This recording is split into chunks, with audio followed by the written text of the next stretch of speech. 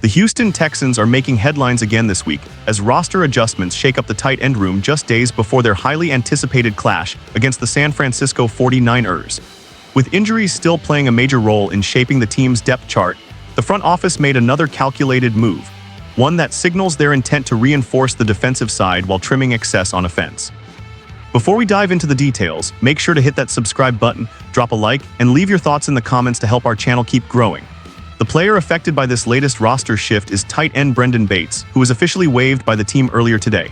Standing at 6'5" and just 26 years old, Bates had joined Houston back in September after a short stint with the Cleveland Browns practice squad. He came in as a developmental piece, someone the coaching staff hoped could contribute in specific sets while providing additional depth during a stretch where injuries hit the position hard. Bates suited up for 3 games in Houston, and though his numbers don't leap off the stat sheet, he had a small but notable impact. His 2 receptions for 23 yards came during the team's emphatic Week 5 win over the Baltimore Ravens, their first victory of the season and a game that helped stabilize the Texans' early momentum. It's a reminder that even short-term contributors play their part in shaping a team's rhythm.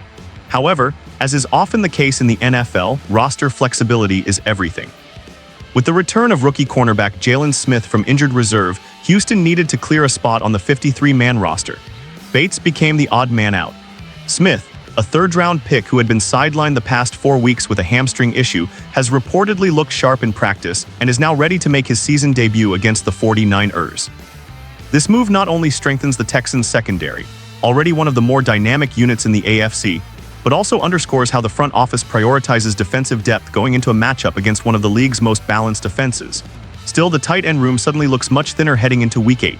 With Brendan Bates no longer in the mix, Houston now heads into Sunday's contest with just 2 active tight ends, Dalton Schultz and Harrison Bryant.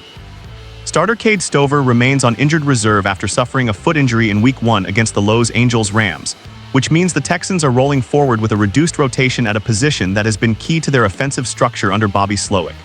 The good news? Schultz is in peak form. The veteran has been a security blanket for C.J. Stroud all season long, racking up 30 receptions for 284 yards. Last week against the Seattle Seahawks, he put up his best game yet, hauling in 9 passes for 98 yards, dominating the middle of the field and proving once again why he's such a reliable weapon in both short yardage and red zone scenarios. His chemistry with Stroud continues to develop, and it's no exaggeration to say Schultz has become one of the offense's most consistent playmakers. As for Harrison Bryant, his role may increase slightly with Bates gone. While not the primary target in the passing game, Bryant's blocking versatility could see him used more often in dual tight end formations, particularly against a San Francisco defense that thrives on disrupting the run game. The Texans' offensive line will need every ounce of help they can get against that 49ers front. Still, the release of Bates reflects how the Texans are balancing short-term needs against long-term planning. The return of Jalen Smith could pay immediate dividends, especially given how Houston's secondary will be tested by the likes of Brandon Ayuk, Deebo Samuel, and George Kittle. The decision makes sense strategically, but it's never easy to part ways with a player who's fought for every snap. For Bates, the focus now shifts to the waiver wire.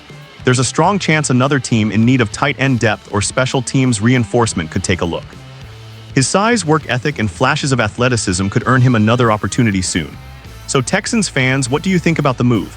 Was releasing Bates the right call to bring Jalen Smith back, or do you worry about the depth behind Schultz and Bryant? Drop your thoughts below and don't forget to like, comment, and subscribe for more Houston Texans updates, quick analyses, and inside insights every week.